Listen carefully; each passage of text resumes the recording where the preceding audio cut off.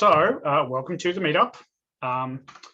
What are we? I've forgotten what month it is. It is April? No, March. Jesus. Actually, I should start with who I am. I'm Lindsay. My co-organizer Michael might be joining us a little bit later. Yeah, welcome to the March meetup. Before we start, I want to acknowledge the traditional owners and custodians of the country throughout Australia, which in my case is the Green Guy people, and recognise their continuing connection to land, waters, and culture. We will pay our respects to their elders past, present, and emerging. Sovereignty has never been ceded and treaties have never been signed. It always was and always will be Aboriginal land. So, welcome to the March meetup. I did get it right that time. Quick refresh on the code of conduct. There's only a few people here, but being in an online space, sometimes people think that the same rules don't apply. But just to be very clear, we don't tolerate harassment of meetup participants in any form. All communication should be appropriate for professional audiences. Please remember that harassment and sexist, racist, or exclusionary jokes are not appropriate at the meetup. The great thing about doing it on Zoom is that it's really easy to kick you if you do any of these things. Haven't had to do that yet. I hope I don't have to do it, but it is there in case we do need to do it. All right, tonight's agenda, we've got the intro, which is the thing that you are listening to right now. We sort of had the pre-intro where we had the hold music before, so that was sort of nice, but might try and make that a bit more of a regular thing for the meetups. Then we're gonna go straight into our main talk for tonight. And we're gonna do a quick events and jobs section, and we're gonna finish up with some lightning talks. So jobs, the way that's going to work is if you're looking to fill a position, either you're hiring or you are looking for work yourself, you'll have 30 seconds to be able to talk about it. So take a look at the Zoom controls there for the chat, and feel free to message if you're interested in talking at the job section a little bit later in the day, just giving you all a bit of a heads up that is coming. So the main talk for tonight is about the future of observability in an experience-driven economy. So we've got Raji and Avinash who are joining us, co-presenting on that, which I'm really excited to see tonight. And for lightning talks, we've got Aaron talking about setting up the M1 MacBooks for doing Terraform deployments on Azure. And Sebastian is going to be talking about building a serverless test platform. I think autocomplete did weird things, and now it thinks that it's two separate words rather than a single word, which is serverless, but that's okay. You're all smart people. You can all fill in the blanks. All right, so quick call out. Who here is here for the first time? Feel free to either turn your video on, put your hands up, or use the meeting controls to put your hands up. Hey, there's a single hand there, Craig. Lovely to have you on board, Craig. Yeah, I think I am. Awesome. Good to have you as well, Aaron. Awesome. And speaking as well, which is a good first time debut, which is great. Well, we'll see how we go. You might not want me back. We'll see how we go. We're big into second chances here, Aaron. So awesome. Just don't fuck it up too badly. Okay? I won't. All right. And how far have you come? And I know that the speakers are probably winning in this regard.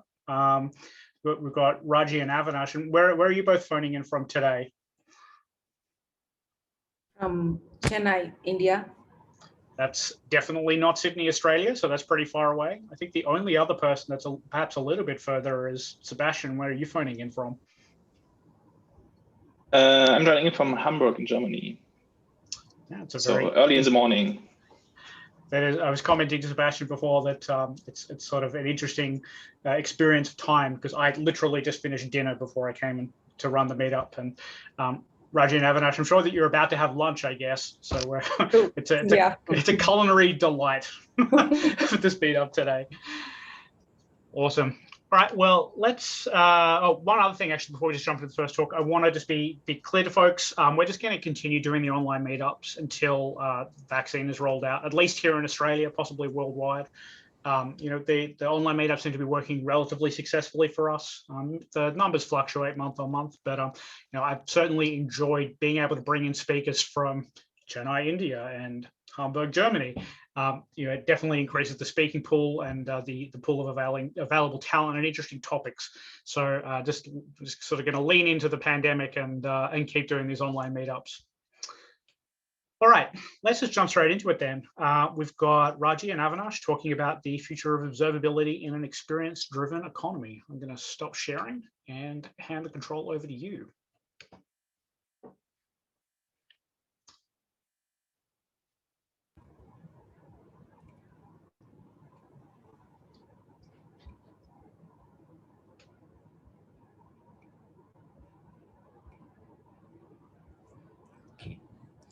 Perfect. Thank you, Lindsay. So good, I should say good morning, good afternoon, good evening, because we have people from across the globe. So it's nice to virtually meet again. I think we last met in July, right, for a lightning talk. And as you rightly said, this is going to go on in this virtual mode for quite some time. It's almost a year since we started working from home. And I can't think that 1 year is gone just like that since we have started working from home. Anyway, we should be fortunate that we are able to do such meetups and meet people while many are suffering from the pandemic. Okay, so should be thankful to God for that. So with that note, let me start. So the topic that we'll be discussing today are about the future of observability in an experience-driven economy. So this is a DevOps meetup. So DevOps, observability, we hear a lot of this now. So based on my experience and based on I've been having now 20 years experience in the IT industry. So based on my experience and what we are doing in our product, but I'll just try to have it as a in a general tone, what is required for DevOps to take care of it. And this, I'll have this talk for 30 minutes. If somewhere you're seeing that I'm exceeding the time limit, do let me know. I don't want to bore people. So anyway, so the topics that I'll be covering are mostly on we have been talking about experience. So the importance of digital experience and what is observability, what is monitoring. We keep hearing these terminologies often. So are they similar or are they the same? Is it complementary? And about DevOps, SRE, and what observability has to do with them. So the pillars of observability, how to achieve and future of the same. I'll just spend some less than 5 minutes, 2 to 3 minutes on each of this topic. Feel free to have your questions coming in the chat bar or towards the end of the sessions, we can discuss. I'll be happy to answer them.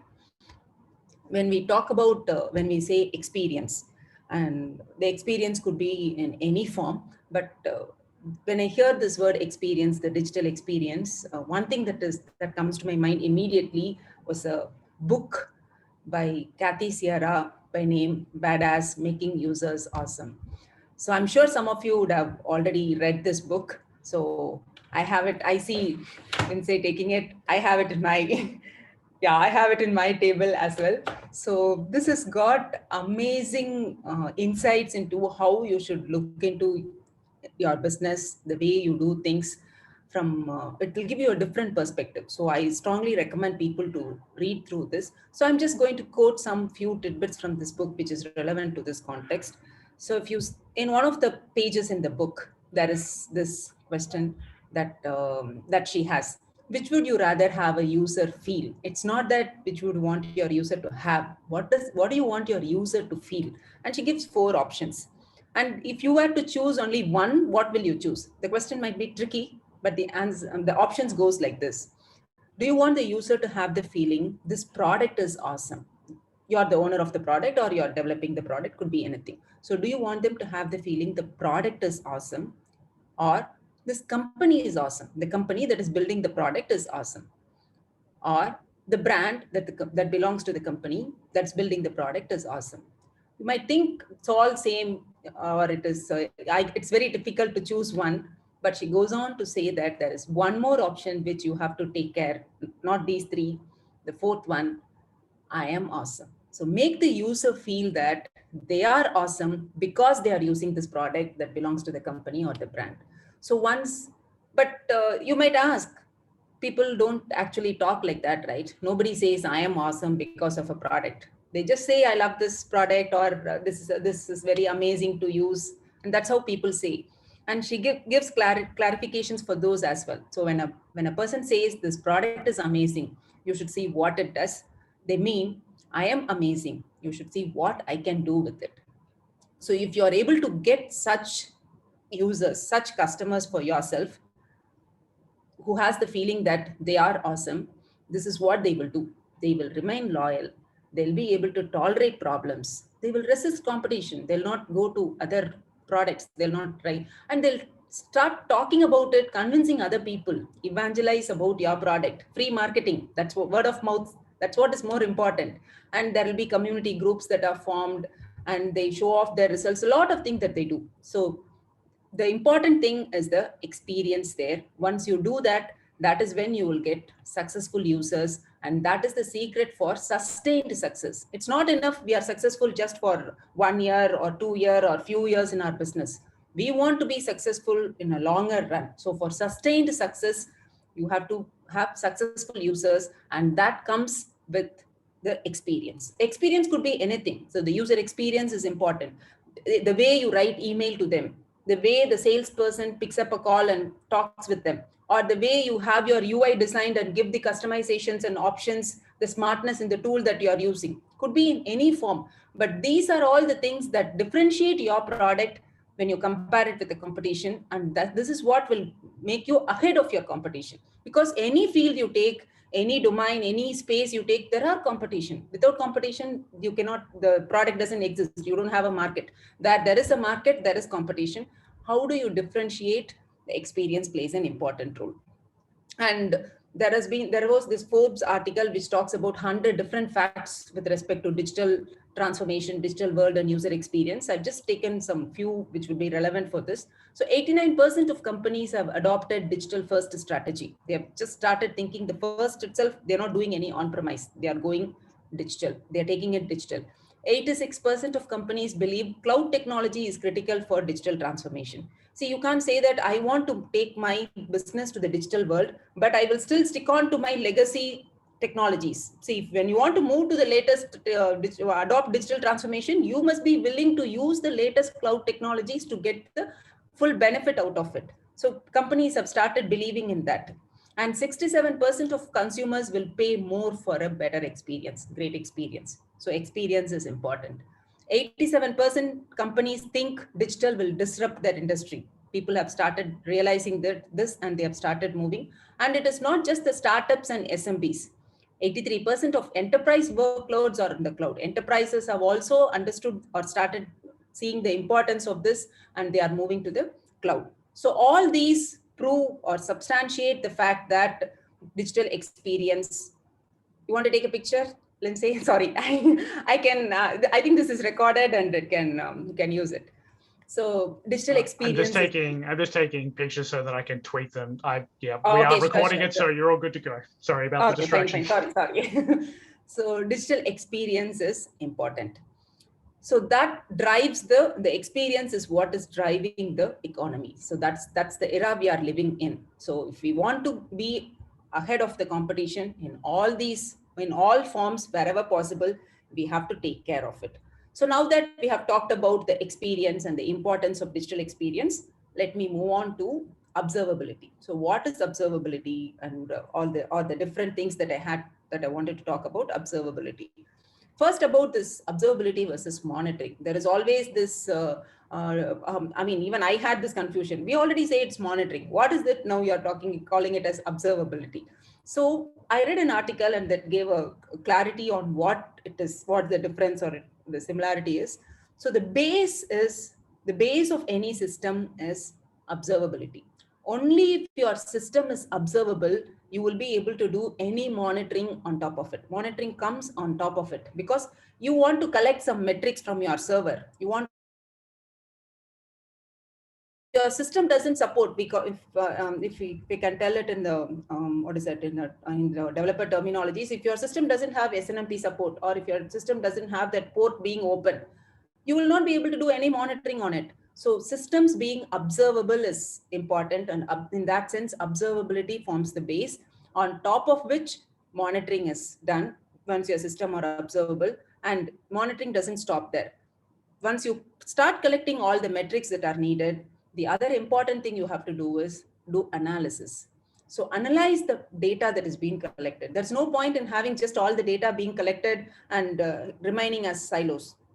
You must be able to make meaningful insight out of the data collected, in which, and in that sense, analysis is important, reporting or whatever you want to do. There's no point in then collecting the metrics. So this is the base for any system. The system should be observable, on top of which you should do monitoring, and there must be analysis capability on top of the metrics that are being collected. The metrics could vary depending on what we are monitoring, but whatever we collect, we must be able to do analyzing on top of it. So what is DevOps, SRE, observability? I'm sure if some of you have if at all, if you have seen my other videos, I've talked about this in various forums. So I have a different perception or a different representation for DevOps, I should say. So there is this role called developer, who actually takes care of writing code, compiling it, bundling it as a product, and then they think their role is over and they pass it on to another person. So the other person is the operator. The operator who actually takes care of deploying the build and then attending to customer complaints, then making sure the application is up and running, availability and performance is taken care, make sure that SLAs are met. All these used to be the role of operator.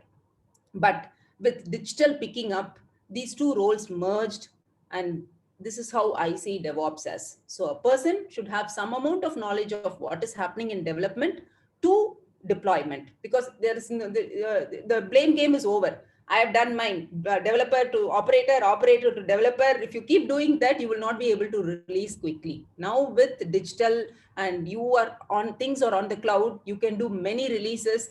Then that's when this DevOps came into. But as seen here, the DevOps is not a superhuman to do all these things by themselves. They have to make use of monitoring tools. With cloud picking up, there is one more component that has joined this. That's what is security. So security at all layers, from your development to your deployment, all these layers, security has to be taken care, because users' data resides in your system. So that is important. And this is how, that's the DevSecOps that is picking up in these days. And the other thing that usually comes up is SRE. So there is a subtle difference between this DevOps and SRE, but how I see that as DevOps and SRE are two sides of the same coin. If DevOps is about what to do, SRE is about how to do them. So DevOps deals with the processes and takes care of mostly in the development side. SRE is more on the site reliability, on the hands-on reliability of what to do and how to do things is taken care by SRE.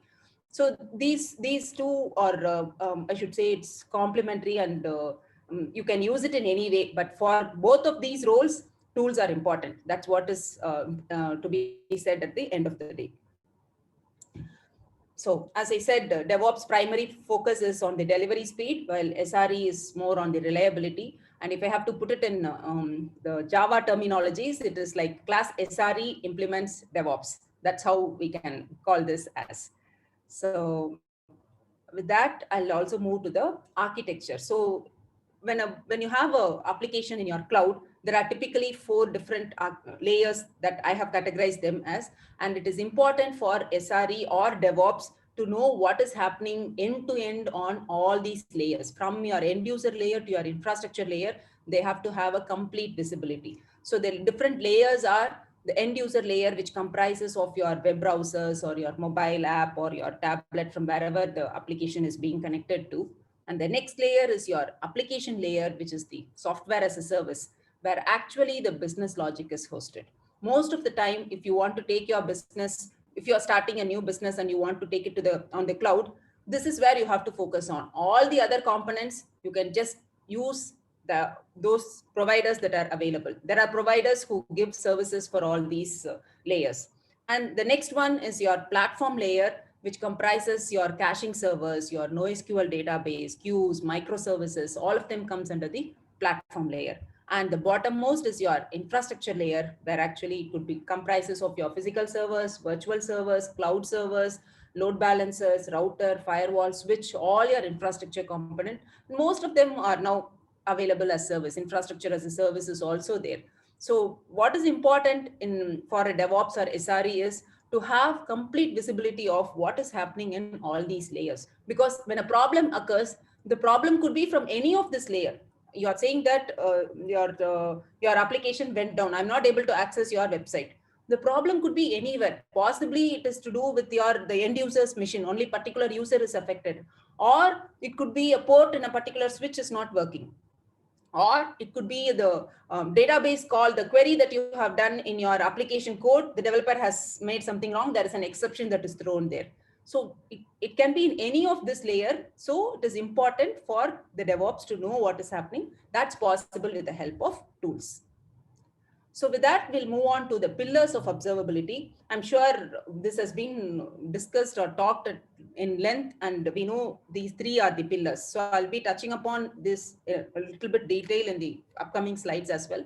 The three pillars of observability are metrics, as we all know. So metrics could be in any form. And as I said, what we are monitoring, the metrics will vary. If you are monitoring a server, the metric is your CPU utilization, memory utilization, disk utilization. Those will be the metrics. If you are monitoring your application, the application's response time, how many times the applications are called, what are all the transactions that has happened, those will be the metrics. If you're monitoring your end user, so what is the time taken on my front end? What is the browser that I am using? What is the ISP that I am behind, which is causing a problem? Those will be the metrics. So the metrics could vary, but you can categorize all of them as, all of them falls under this bucket, and this is important. And the other pillar is trace. Trace is to know, pinpoint in all these layers where exactly the problem has happened. The line of code that is having issue, you must be able to find out. And this is even more tough in distributed architectures. I'll cover that in my traces section. And the third thing is logs. Logs are also very important, because if you take metrics and trace, what else is important for a DevOps person to look into? We all first depend on logs. So these three pillars forms the pillars for observability. And if the tool that you're using is capable of handling all these three, giving you all the metrics or traces or logs, then you will be able to have a complete visibility of what is happening, and your system is entirely observable. So let's see how you can achieve observability. With respect to metrics, as I already said, there are different metrics that you would need. So I have just classified them. So availability metrics are important. So for all these layers, they have to be up and running. Your server has to be up and running. Your application has to be up and running. Your database has to be up and running. And the industry expects 99.999% uptime. It's almost 100%, but it is okay. There can be here and there downtime, because the competition is giving that. You can't say I will have it only 99.9 is gone. It has now come to 99.999. So that is important. And security metrics. Now we are talking about being in the cloud. So in being in the cloud, you have to know that your websites are secure. Your URLs have your URLs have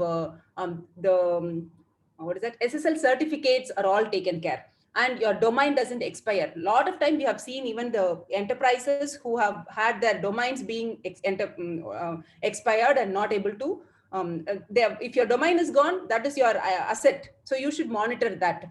And you should also make sure that there are no defacement in your website, and that your data is secure, your user data is secure. So security metrics are important.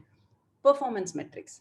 So it's not enough for you to have all your resources up and running. You have to make sure they are giving better performance, because when the system is slow, people don't come back to that same page. How many of us will go to a page that is taking a long time to load? We don't, right? We just switch to another page. Even while we are doing a search engine, we don't go to the second or third page of any search engine. So the performance is very important. Your response time is important. We call this as slow is the new down. There's no point in having your resources up and running if they are going to be performing very, very slow, for which you have to monitor them and make sure they are performing good. The tools can help. Scalability metrics. So when you most of the time, the mistake that happens is, okay, we will first release it as a first release. We don't worry about how we are going to get the bigger deals or what. Possibly when you start, it is your startups and small SMBs could be your target. But when you have an opportunity where you get an enterprise, you shouldn't end up in having some trouble. So you need to make sure by monitoring whether you both horizontal and vertical scaling. Does your system has the capability of just increasing the RAM and CPU in terms of vertical scaling, or does your system capable of adding more instances on the fly whenever needed? And take care of the system should be running. The business should happen. You should not say that I will go redesign my system for scaling. So that has to be taken care. Those metrics have to be taken care. Cost is another important metric. So cost, often what we do is we forget about the, at least in the cloud, the first time when we install is when we give our credit card. After that, payment is taken care by another department. We don't worry about it. Are you really utilizing that system? Are you really using all the resources? So that those metrics also have to be monitored. So these all comes under metrics. So now moving to traces, as I said, we are almost moving from the system is moving from a monolith architecture to microservice. So it's not that the entire system fails when some component fails. We are the slowly businesses are moving towards microservice architecture where each can function on its own. The business logic or the data accessing, the user interface, all of these components can function on its own. They can be written in any programming language. They can start and stop on their own. So it might look very nice. Oh, it's all distributed, very, very nicely done. I can do independently. But the complexity lies in monitoring them. You don't know which component, where it failed, and to get trace of what has happened is a real challenge, which the tools are trying to solve. So tracing across the layers are important to find out where the problem is, pinpoint the line of code, and tracing in a microservice architecture is even more challenging because a failure in one component will never be noticed elsewhere, and it is difficult for you to find out the exact problem and pinpoint the problem. So the tool should have capability for tracing too. Moving on to logs. In logs, the logs is nothing but any problem that happens, the first thing that we do is go and look at the logs. Now we are in the cloud and it is distributed. It is not possible for the DevOps or SRE or IT administrator to go to each of the missions and see what has happened in the logs. So the tool should be capable of consolidating all the logs from different platforms, do some analysis on top of it, and store it in such a way it is easy for you to just do a query and find out what has gone wrong. So that simplicity is what is required, which is nothing but converting your unstructured data to a structured data is what is logs. And out of the box support for all the common applications and custom applications are important. And logs are also important with respect to audit trail. We are talking about security, so you need to have a database or an audit of what was done by whom and when it was done, because people could say, I didn't do this configuration, how did this happen? You need to have those information to prove them that this person have changed this in this particular system. So in that context also, for auditing and security purpose, logs are important. So observability in a nutshell is taking care of metrics, traces, and logs. And there are monitoring tools that can help to achieve observability. There are many tools in the market as well. So I've almost come to the final leg. Just give me 5 minutes, I'll be able to complete it. So the future of observability, what is that we have ahead of us? There are 3 things that I have here to say. First is AI. AI is picking up. AI in all these tools and how AI can help DevOps or SRE make their life easy with respect to any configuration customization they do. And the other thing is function as a service. The serverless is something that is picking up, which can be helpful or which will be useful and which will be used in the future. The other important thing, I call it as ICE, I-C-E. I'll expand it when I explain it in the future slides. So these 3 things are important when I see about the future of observability. First, how AI ops can help DevOps. So AI ops can help DevOps in multiple ways. I'm just skipping them because I don't think I have the time to do this. Possibly I can take AI as a separate section. You got about 5 minutes, so you can go a little bit longer. Okay, fine. So so mainly the important thing about AI is the AI engine is only as good or as bad as how it is trained. It is only as good or as bad as the human behind it. So the AI cannot make any decision on its own. The amount of data that it is fed to the system has to be accurate. Only then the AI engine will be able to make meaningful insight out of it. So the tools, the AI adopted in the tools, they must be able to train it properly in such a way that you give enough adequate data points so the system can help with decision making. To give you an example, AI can help in all these. They can help. AI engine can help in promoting feedback based on the past performance of data that it has, because the tool has historical data. Possibly a New Year sale is coming up. So based on the previous New Year's sale history, the AI engine can suggest that you need 2 more servers to be added, or you need this mission's capacity to be increased. Such things are possible because based on the past experience, the engine will be able to make that. Similarly, when you have a huge alerts that are coming up, the segregation of alerts or assigning the alerts to a particular technician, all these things based on the historical data that is available in the system, AI can help DevOps in these things as well. And the training is important so that there are no false alerts. AI can help in decision making, forecasting. The disk utilization has been 25% in the last 7 days or 75% in the last 7 days. So what it is going to be, when it's going to be full, you shouldn't be taking an action after something has gone wrong. We are almost moving away from that stage to be proactive. Make sure that the issue doesn't happen at all, rather than after an issue happens, you go and fix it. So be proactive rather than being reactive is something that the system is trying, the tools are trying to address, and AI is helping in a lot in that sense. This is the road ahead is for being smart automations, more forecasting and reducing the noise and making accurate anomalies. These are some things that the tools that are being used are trying to address. And as I talked about ICE, right? Look for ICE. When you're choosing a tool, you have to look for 3 important things. I stands for integrability, C stands for customizability, and E stands for extensibility. To give it in one word, integrability is all said and done, there will be in-house tools or other tools that you're using. The new tool that you pick up should have the capability of integrating or talking with the other tools so that you are able to get an unified data out of it. If that integrability is not there, it's going to be tough. You're going to spend more time rebuilding things. Similarly, customizability. Nobody wants to use the tool that comes along. I may want to change the text, change the color, do a complete rebranding, remove your logo and add my logo. Those options should be available in a tool that you choose. Similarly, extensibility. We are living in an era of citizen coders. Nobody wants to use the code that you are giving me as it is. I want to drag and drop, do small tweaks here. There has to be API support. Give me the API. I will build it myself. That's the mode that the world is moving. So it must have extensibility. At the same time, it should work. It's not that very rigid. Whatever extensibility is done, the functionality should be achievable. So when you're choosing a tool for your day-to-day activities, look for these 3 components: integrability, customizability, and extensibility.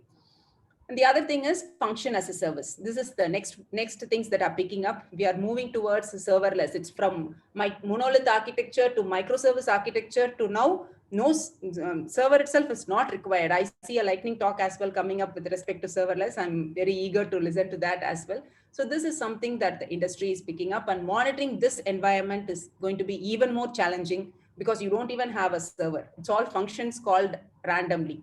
But you need to monitor, otherwise you will not know where the problem is. And this is the challenge that the industry is facing too. So that's about what I had to say. There are many monitoring tools available in the market. Site 24/7 is one such tool where we provide an all-in-one AI-powered monitoring to take care of all your monitoring needs across all the layers. And we do have 10 different data centers across the globe in 5 different regions. In US, Europe, India, China, and Australia. If you want your data to not go out of the geographical boundaries, you can choose the region you want it to. And being Site 24/7 is a product from Zoho. So Zoho has been in the industry for 25 years. We just yesterday, we had our PR launch of 25th year celebration. Site 24/7 is a mature product that has been there in the industry for 14 years now. So we are hosted on Zoho's cloud. And Zoho being a cloud provider, we do take privacy, security, compliance very seriously. And we do have all this certifications, audit, and whatever is required to be a SaaS provider. So the key takeaways from this session. So remember, experience is important. That's going to be a differentiating factor for you. And observability, its pillars, and how to achieve using monitoring tools. The future depends more on the AI ops and the functionless.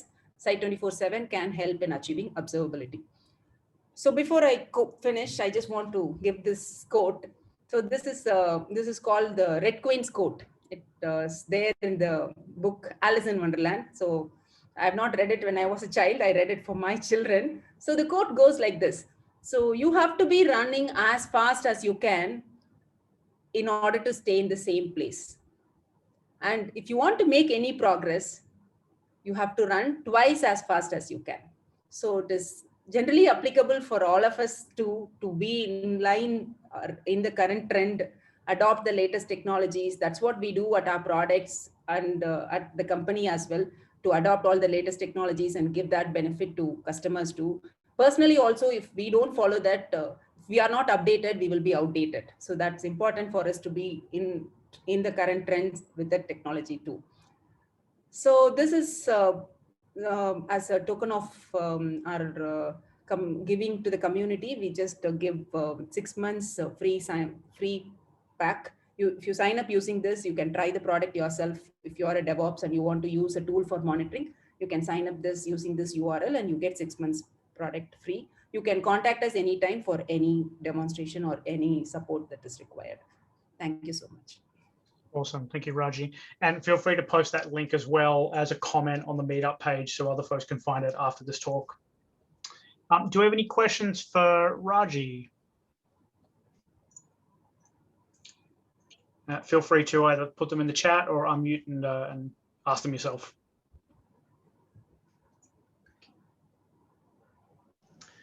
Hi, I have a question, if that's okay. Go for it.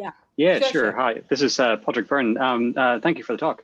Just a question, that model you had of observability as being the foundation, you said you came across that somewhere else. I'm just curious where you originally saw that model, where the observability, the monitoring, and the analysis. Oh, okay, I can share that. Possibly I missed to put the source. I can share that. Yeah, thank you. Thank you. Awesome. Any other questions?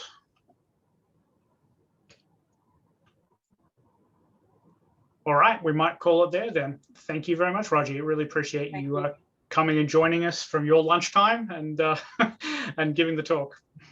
Thank you. All right, let me share my screen and we'll just keep the ball rolling. All right, so next up we have events. So you would think that maybe there aren't too many events given, you know, the whole coronavirus pandemic, but it turns out that there are. There's lots of online events, and there are some events that are starting to come back, or at least plan to come back towards the end of the year, which is sort of interesting to start seeing.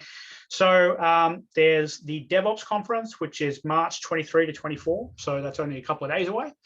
That's online. I believe that's co-organized by Atlassian.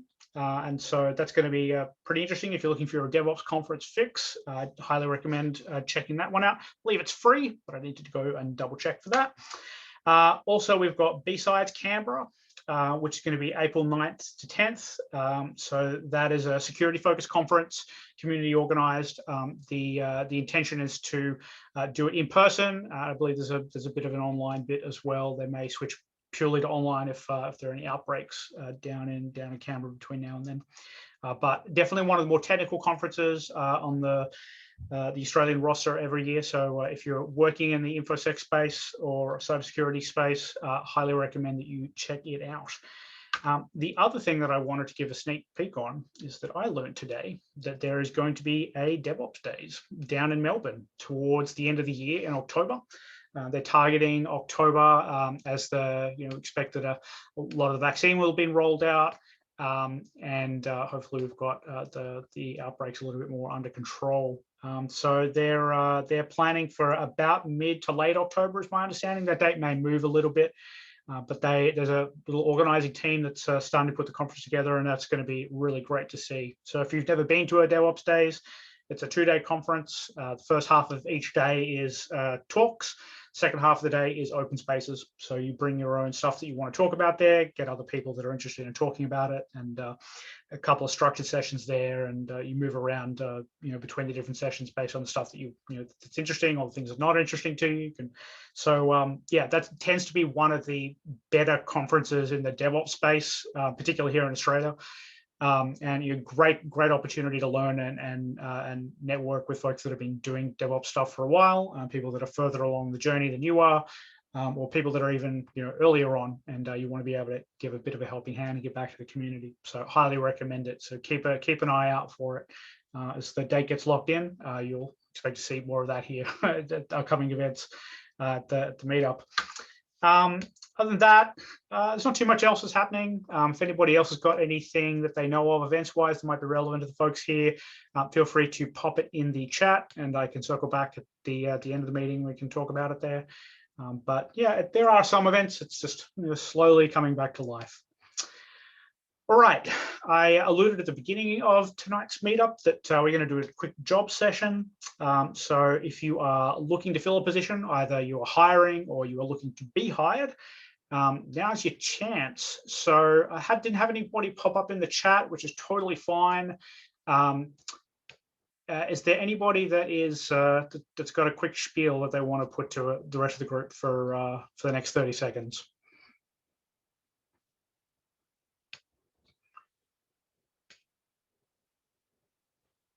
All right, well, that might not be needed. May all be gainfully employed, which is lovely to see.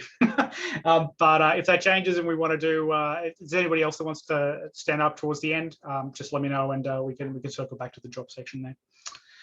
All right, well, let's just roll into the lightning talks then. We're going to try and keep to a tight schedule and finish up about 7 o'clock or a little bit before then. So in the next 15 minutes, I should use relative times because we've got people in different time zones here. Next 15 to 20 minutes. So next up, we've got Aaron. He's going to be talking about setting up the new Apple M1 Macs for doing Terraform deployments on Azure. We'll stop sharing and Aaron, take it away. Thank you, Lindsay. Let me just share my screen. That's looking good.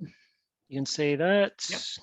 We're just seeing the window of your slides. Do I go full screen here? Play. All right, so you guys can see my slides okay? Yep, looks good. Beautiful. I'll share these after the segment as well. So I'll try to keep this pretty short and sweet. So with I've been caught like everyone else with the Mac M1. So I recently bought a MacBook Mini. I've been a Windows user for some time. So I thought, you know what, I'm going to use this as my daily driver at home. And I've done that. Now, I've got a bit of an agenda. I'll keep this pretty short and sweet. So I've got some goals, things I came up against, some blockers, how to fix them, how to get the tools working, a very quick demo. Hopefully, if we have time for questions, and I'll share the useful links. If we don't have time for questions, feel free to ping me after the session. All right, so some of the goals that I had. Now, to run some of these tools, you have to use this abstraction layer and emulation layer on the Mac M1s called Rosetta 2. I didn't want to do that. I didn't want to have any emulation. I wanted to run native to get the performance out of the M1 ARM chip, and I've got a machine with 16 gig of RAM, so I wanted to use that. Second thing is, I didn't want to use any Docker containers, either local or remote. Again, I want it to be native and local. No RDPing, no SSHing to virtual machines, which you can do, easy enough, but I didn't want to do that. I'm a nutcase for this sort of stuff. So what I can do is I wanted to run locally using native tools. That was my goal. I want it to be simple, quick, easy setup. I'm an Azure engineer. I've been using Azure for about 7 years, so I'm deep in the Azure platform. I wanted to use the tools that I know and love: Visual Studio Code, Azure CLI, Command Line Interface, and PowerShell. And I wanted to have a way of having a automated and a way of being able to automate my scripts and my installation to be completely self-updating. So that were my goals. First up, I hit some major blockers. So the Go language, which a lot of the runtimes are used by the tools that I rely on, Golang, are not available for M1 ARM64 architectures. That was the first thing. So that just destroyed my whole view. Visual Studio Code is my personal favorite tool. I use this day in, day out. It was only in an insider's beta release. It wasn't ready for mainstream use, and it was being updated. It was in a state of flux, and it was buggy. And also Terraform. So I use Azure Resource Manager and Terraform. We use Terraform at work quite a bit. And to do that, you need ARM64 Golang support. There wasn't any until recently. Also, Terraform providers for Azure have no ARM64 support. Now, the other tool I would use in a Mac is, if you use Chocolatey on Windows, there's another tool on Mac called Homebrew. There was no native support for that. So I was kind of stuck. So Azure CLI PowerShell needs Homebrew. Homebrew needs ARM64. You get the idea. There's sort of a cascading dependency tree that I needed to have in place for me to be successful.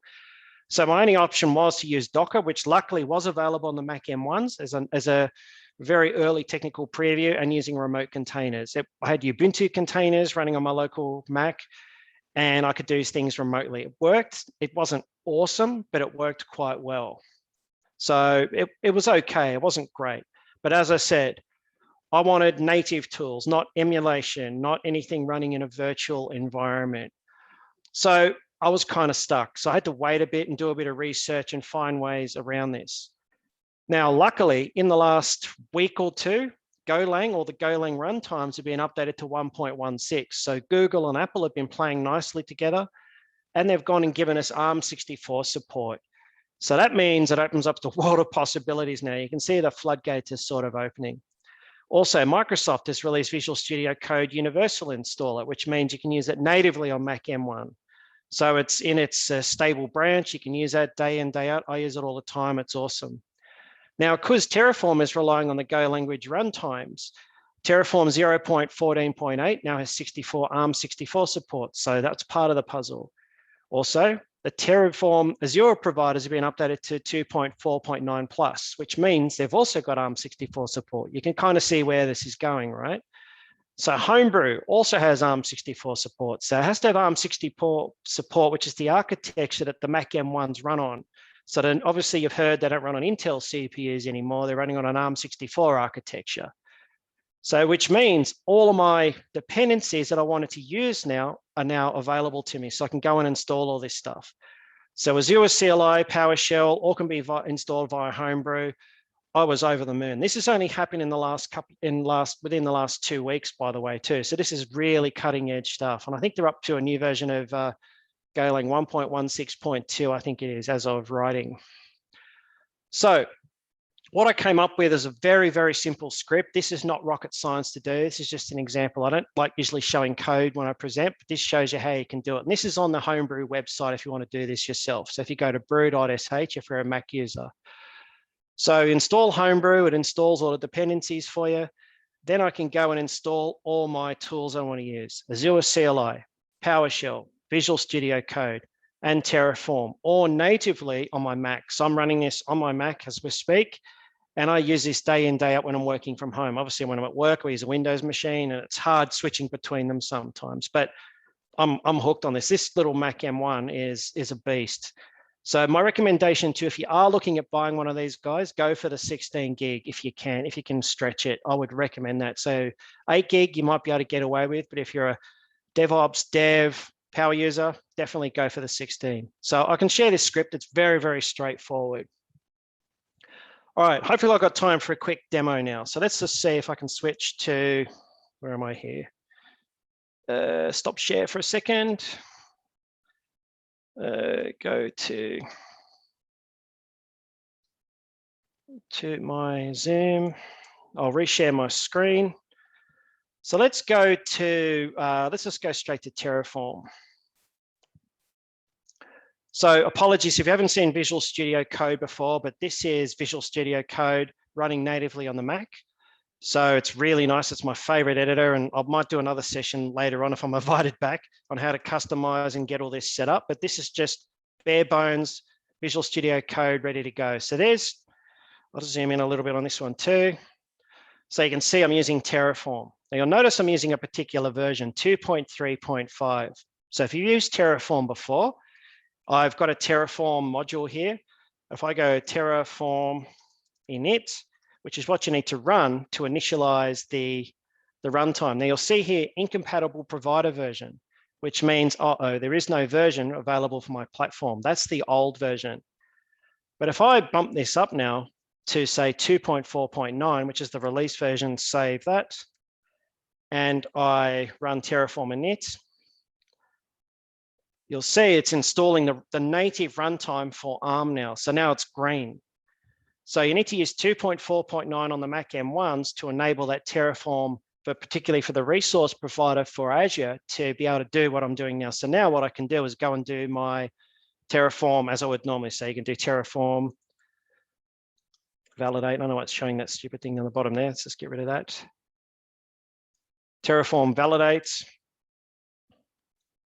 So success. So now there's a couple of little minor errors there, but you can actually see it's working.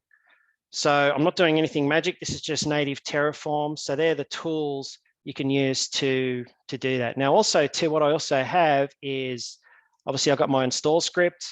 Hopefully you can see that. Again, I'll share this with you guys. Very, very straightforward. You install the Homebrew, install the tools, and away you go. So you can just run Terraform minus version, and it's running. So it's running natively, not through emulation.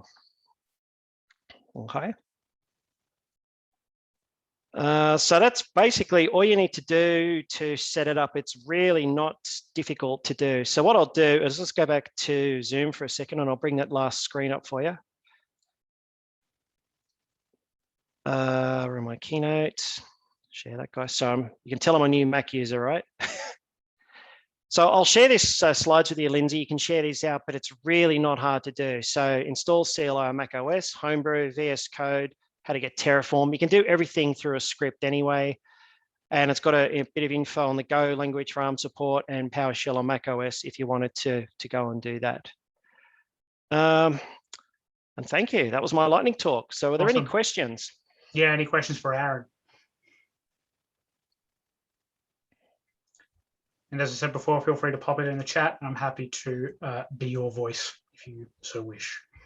Sorry if I went a bit quick, I was timed, but it is very straightforward. Luckily now we've got all the native runtimes for the Apple Mac M1 ARM processors, and you're off to the races. And even Zoom now, I'm using the native version of Zoom as we speak to do this. So it's all good. Nice one. All right. Well, thank you very much, Aaron. Really appreciate you giving the lightning talk. Yeah, thank you. All right. Last up for tonight, we've got Sebastian joining us all the way from Germany, talking about building a serverless test platform. Yeah. So thank you, Lindsay. No worries. Just going to share my screen.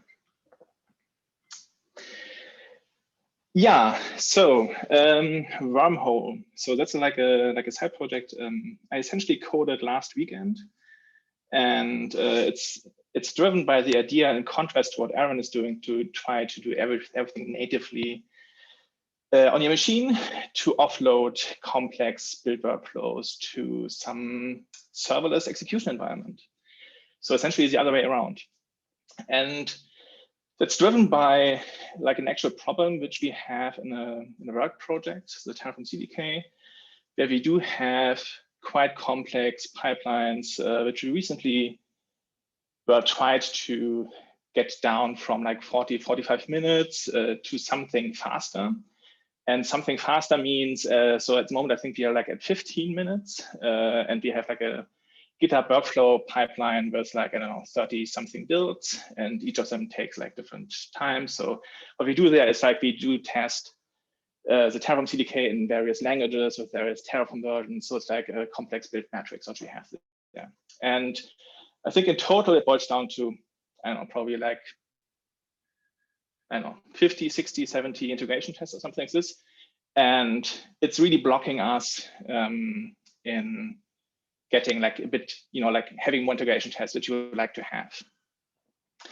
And to be clear, this is really an experiment, and it's by no means like really a production thing or anything. It's like really experimenting with what's possible.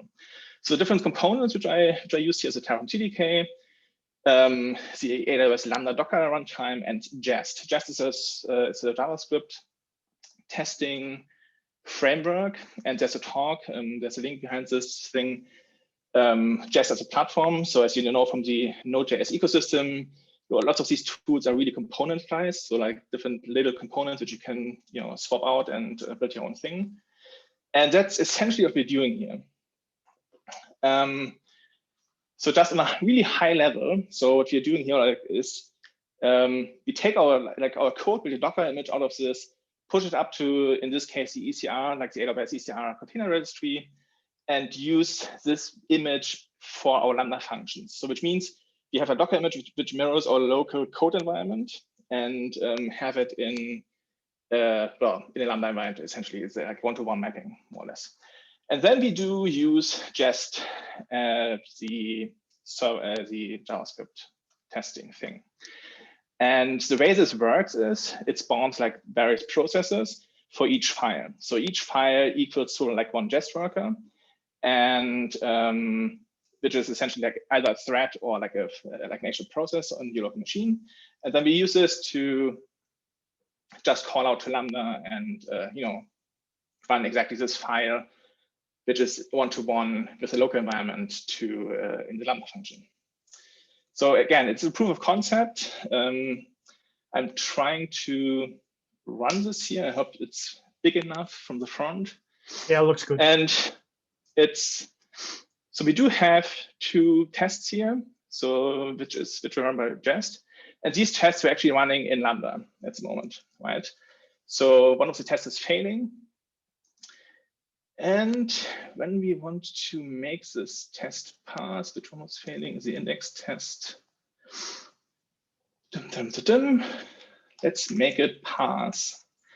So what you can imagine, the major downside of this at the moment, at least, is, well, you have to push out your code somehow to Lambda. And as I mentioned before, it's like a Docker image, which is going to build here at the moment.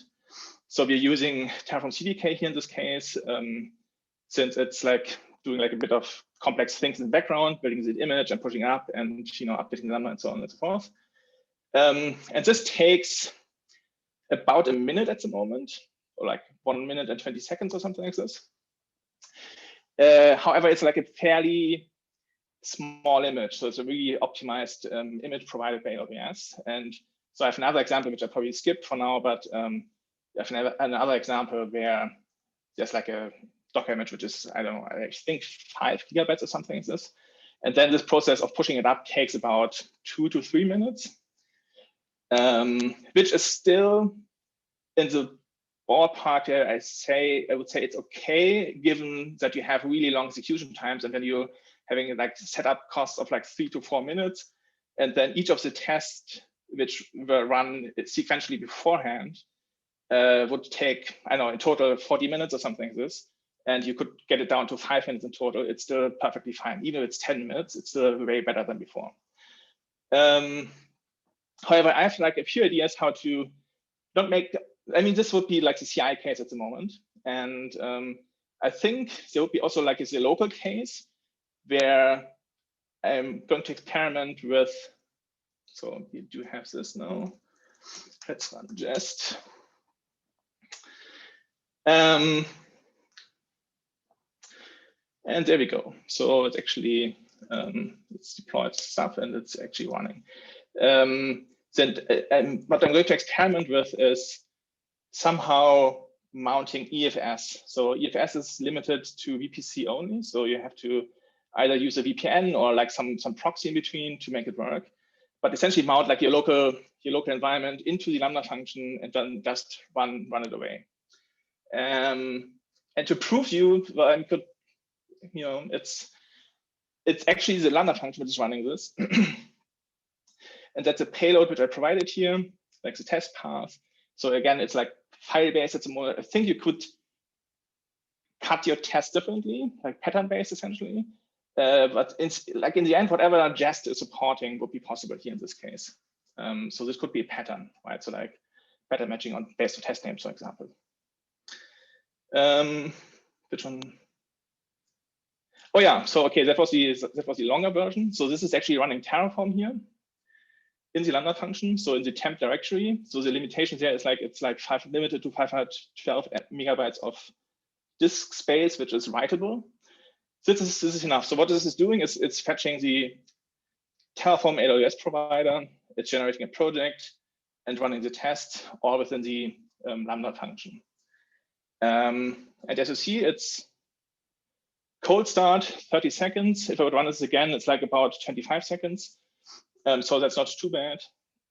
And it's actually pretty much the same time as it was on GitHub Actions. And it's roughly 20 seconds less than on my local machine, which is like a quite maxed out Mac Mini. So it's not too bad. Yeah, so there are lots of ideas. It's really just, well, at the moment, it's really just, yeah, I'm playing around basically. But so far it looks not too bad. And so I really like where this is going and how this is playing out at the moment. So perhaps stay tuned for more. We will see. That's very cool. I'm just jumping in with questions because it feels like you finished. How parallelized do you think that you could get your tests? Well, by default, you have, it's probably limited by the, well, depending on how you run Jest, it's limited either by like the amount of processes you can run locally, or constrained by the lambda function parallel amount. I think it's like 1,000 by default, and I'm very sure you can extend this to whatever you need, basically. But out of the box, like I would say, 1,000. That seems like a very useful hack to cut down build times. Yeah, I think it's really like a narrow use case here. It's like integration tests. Yeah, you have to do lots of things and lots of things which are hard to parallelize. For example, Java, like spawning up Java projects is really hard to do in parallel due to some concurrency issues with Java Maven repositories and stuff like this. So yeah, so there's things which are hard to parallelize on your local machine. And so what I'm aiming for here is like, I would like to have the ability to run the same environment as I run in the CI to just use this on my local machine. So not have to push all again to GitHub to, in order to run the test, but just run the same thing which the CI would run as well. And I don't have to configure all well, we spent like, I don't know, probably a week optimizing the build pipeline. And if this was just running natively in Jest, it would be, well, you have to build like Docker images, yes, but yeah. So that's roughly the idea. Very cool. All right, any other questions for Sebastian before we wrap it up?